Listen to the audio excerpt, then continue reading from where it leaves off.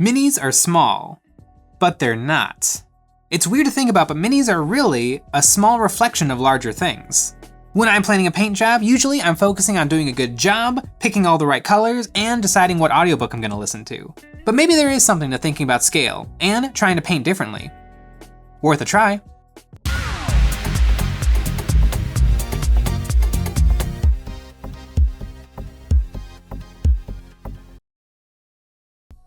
This video is sponsored by Pasch Spiele. More on them later.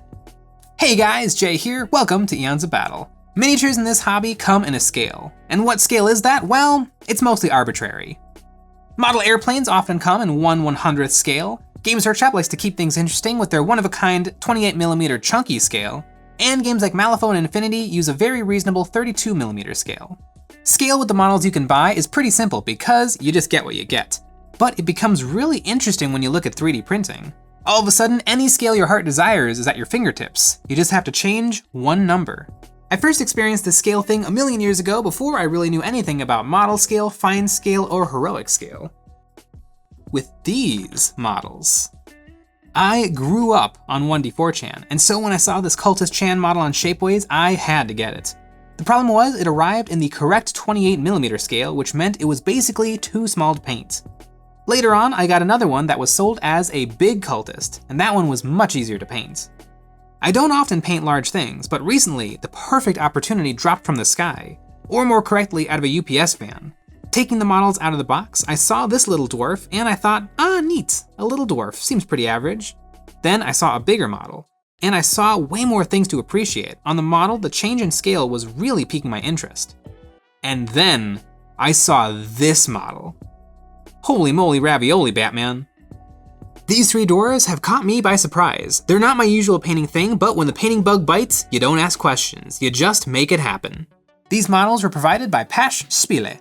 Pasch Spiele is a company from Germany that produces high-quality resin prints for wargaming models, terrain, and bits. What sets them apart is their custom eco-resin mixture, which not only looks great, but has a bit of flexibility to it. I wouldn't try this with one of my other resin models. They have licenses to print from all of your favorite companies and have a huge selection of fantasy and sci-fi models, which are freely scalable, like this dwarf. They are happy to accept special orders and custom army projects as well. Although based in Germany, they do ship worldwide, including the USA, Canada, and the United Kingdom. These models paint up great, as you can see from this wonderful little mantis fella. He's my favorite. And they offer a free model with your order, and the more you order, the more free models you get. So go get some cool models from them, like this classic adventurer or these dangerous skeletons. Or this orc babe. And if you do, you can use the code EOBROCKS for a 15% discount on everything. Now, I paint so many minis, and there are so many great minis out there that I've never really had a big push to get into larger models. Although one model I get asked to paint all the time is the Mcfarlane Space Marine. And this model, it irks me, because I kinda think it sucks. This is a scaled up Space Marine, and that is the end of it. It's just a big Space Marine. No extra details, no corrected anatomy, no extra bells and whistles. It's just Big Marine. That Space Marine does not pique my interest, but this dwarf does. I have, for the first time, really wanted to paint a larger figure. I've never really done it before, but I feel like it might unlock a whole new perspective on painting.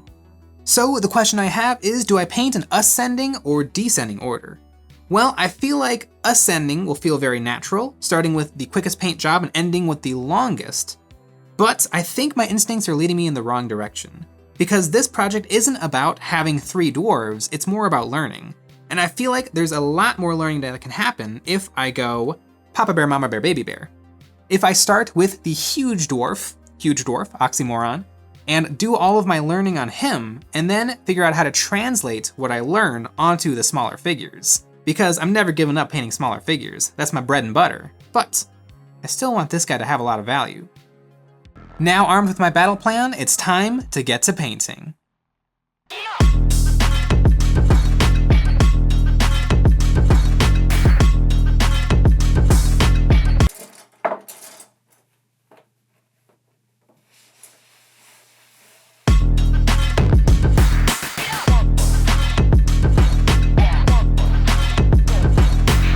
It's time to paint my first dwarf and my first big model. I'm gonna start with the big guy, but I'm gonna go ahead and prime them all right now while I have the primer out. I'm gonna be using the one primer to rule them all, black primer. Just kidding, but I do use black primer like 95% of the time. For me, it's really, really convenient to have my shadows done from the very beginning. So, it is time to get to airbrushing. On a model this big, there is a lot to prime. I had to refill my paintbrush twice. Usually one drop will do, but not on this monster of a dwarf. And while I had my primer in my airbrush, I decided to go ahead and prime the other two. The medium dwarf took only a few seconds to prime, and the tiny dwarf took about 1 squirt. That took more primer than I was used to, but I got them all ready to go, and I'm not a big fantasy person, so I've only know one dwarf, and that's Gimli from Lord of the Rings. So I guess I'm gonna paint this guy like Gimli. And I think I'm gonna lay in all of the colors with my airbrush. I base coat the dwarf with a reddish brown. I don't paint a lot of skin, so this was a fun experiment. Well, it looks like my base coat is going to be chestnut brown because that's the one that I could get to work through my airbrush, but you know what? I think it looks pretty good, and the name chestnut brown, that sounds a little dwarfy to me, so we're gonna move on from there. Now it was on to the exciting part, airbrushing on the highlights. I'm using my superfine Harder & Steinbeck Evolution airbrush, and I probably pushed the colors too much, but you know what? I like it. This airbrush really let me get in there and paint his rosy cheeks and his big old schnoz. Then I began base coating, throwing a bit of brown onto the barrel. I wonder what's in there, probably some juice, maybe milk. Taking another look at the skin, I decided I could take it further. I threw a lighter pink into my airbrush and gave the muscles a few more squirts. This helped, but he was looking a little plasticky, so I put the original skin color back on my airbrush and turned the pressure all the way down, and then I speckled all over him. This gave him a nice texture and made him look a lot more alive. I've been working on this dude's skin, and it's really weird working with this giant dwarf because I actually feel like real light and shadow is like helping my paint job, or at least I can see it. Usually on a little mini, a lot like this little dwarf, I would just be blasting with light and creating all of my own highlights and shadows, but now I almost have to like double check and see what is the real world and what is my miniature. But I think I've got something kind of fun with this skin, and I'm going to take it a little further with some washes. I applied the washes to all the creases in his skin, painting a stripe on and then coming back in with a damp brush and feathering it out. Not a traditional wash, but not a traditional mini either. I base coated the pants gray, and I liked this color so much that I threw it on the metal parts of the barrel, and then it dawned on me. There he is. Now you might be asking, wouldn't it have been a better idea to paint the barrel before painting the gray stripes? And that would be a better idea. Painting something I've never painted before has completely thrown me off my rhythm, but let's work on that barrel. I washed the wooden parts with a watery black paint in preparation for going hard with the dry brushing. The sculptor was nice enough to give a really aggressive wood texture that took to dry brushing with a light brown beautifully. Then I did a second much lighter dry brushing with a tan to make the wood look a little drier. After fixing the metal, I gave it a dry brushing of some light gray. I decided to not go with true metallic metals because I feel like non-metallic will fit better in this silly dwarf's universe. The barrel turned out great. It's really interesting painting this guy because everything is a little bit easier because there's more room, but everything takes a lot longer because there's so much more room. And it's really kind of an interesting thing to work on though. I think next I'm gonna work on his beard, but I'm not gonna do dry brushing. I think dry brushing would be cheating. I'm gonna do layering. I painted the recesses of his beard with brown and then highlighted the top of each hair with a mixture of orange and brown because Gimli is a redhead. This took a long time, but it is his face, the centerpiece of the model. I wanted full control. Getting real close on Big Dwarf, and I'm noticing something the sculptor forgot about. This guy has no nipples, so I'm gonna have to give him some myself. Now, I believe in a Bob Ross episode, he talked about painting nipples, and he said to make sure to make your nipples happy nipples.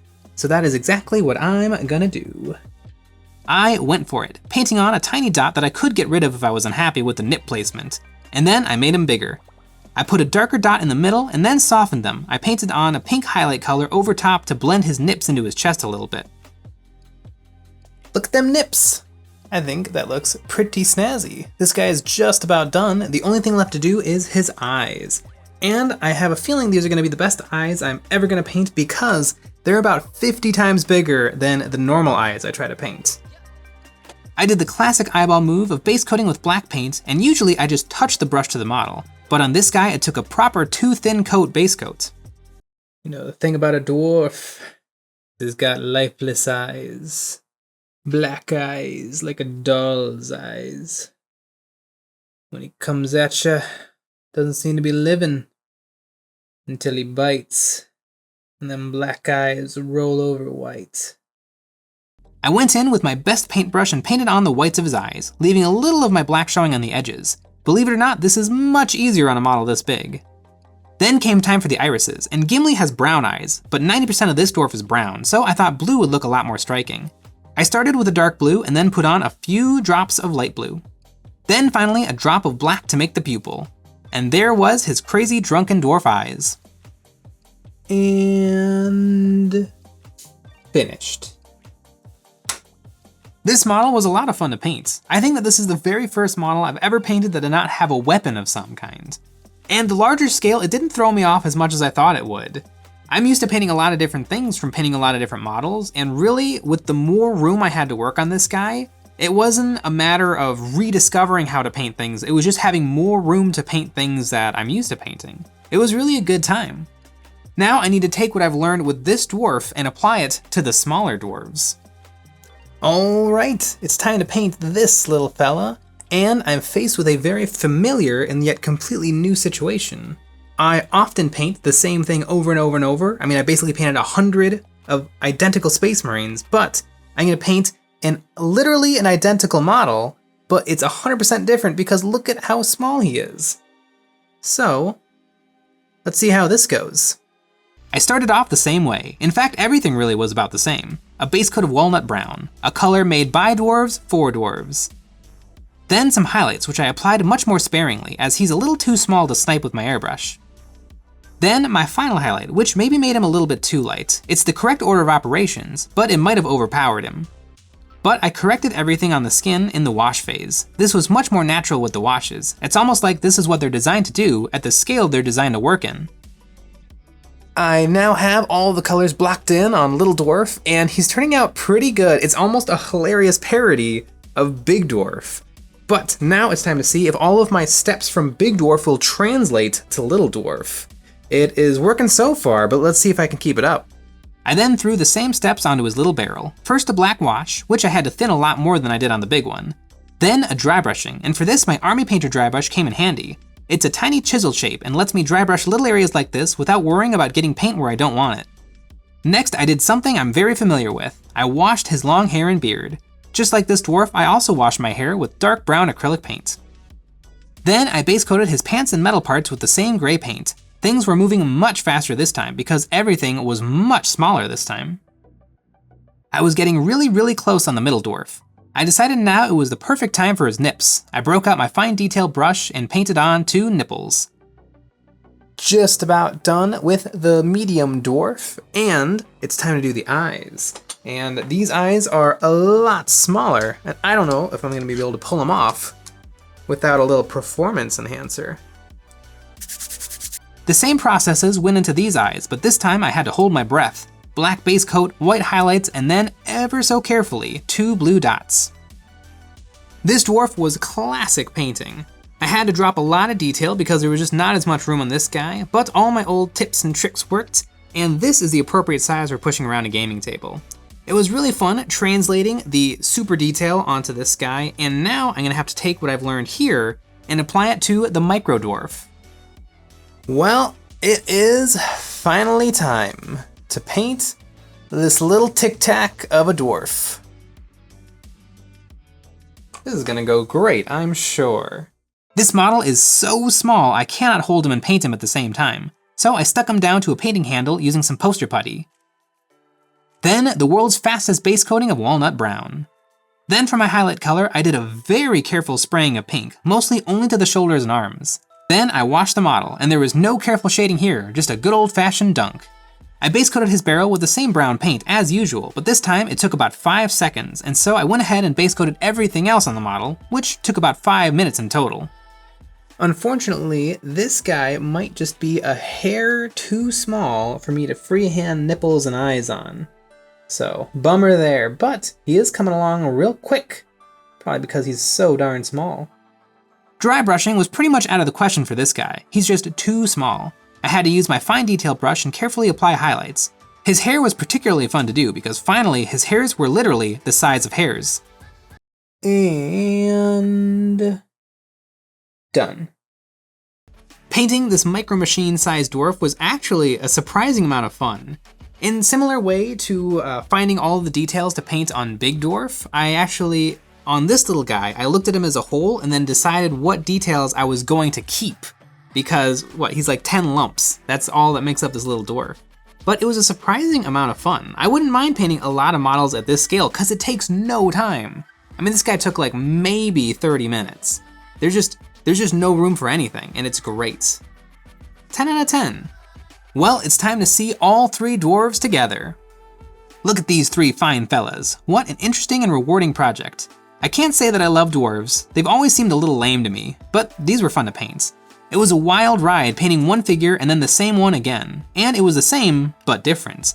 I think this is easily one of the best faces I've ever painted. I want to paint more big faces because I feel like it taught me so much about where things should go. And I can take that knowledge and apply it to the small figures I paint in the future. Now, you might have noticed that these models are not based, and that is because I have thought of the perfect way to display them. I may need to build a base for this big boy one day, but on the medium and tiny dwarves, I think they will display beautifully on his barrel. I will glue one here, and then the last one here. It's a little like a dwarvish Russian nesting doll. I love it. Scale is an interesting thing. I should push myself to experiment more with it. You know what? I want to put out a challenge. If this video gets 2,000 likes, I will paint a Mcfarlane Space Marine. I don't want to, I won't be happy about it, but I'll do it. For science. Who knows, maybe it'll make me a better Space Marine painter. I learned a lot painting these 3 dwarves, and I would highly recommend tackling a project like this. 3D printing is amazing, and I would suggest you go find a model you love. Maybe something like a futuristic space soldier or a big titty magician, something that'll keep your interest, and then get to painting. Afterwards, you will have improved, I guarantee it. If you guys like this video and you want to help us make more, check us out on Patreon. Over there you'll gain access to some behind the scenes, voting on what models I paint live on YouTube, a live hobby hangout every week, and more. And a big thanks to Pasch Spiele for supporting our videos. They have lots of cool models. Go check them out. I hope you guys enjoyed this 3 dwarf scale painting challenge as much as I did, and now it's time for the real star of the show, this week's EOB Complete submissions.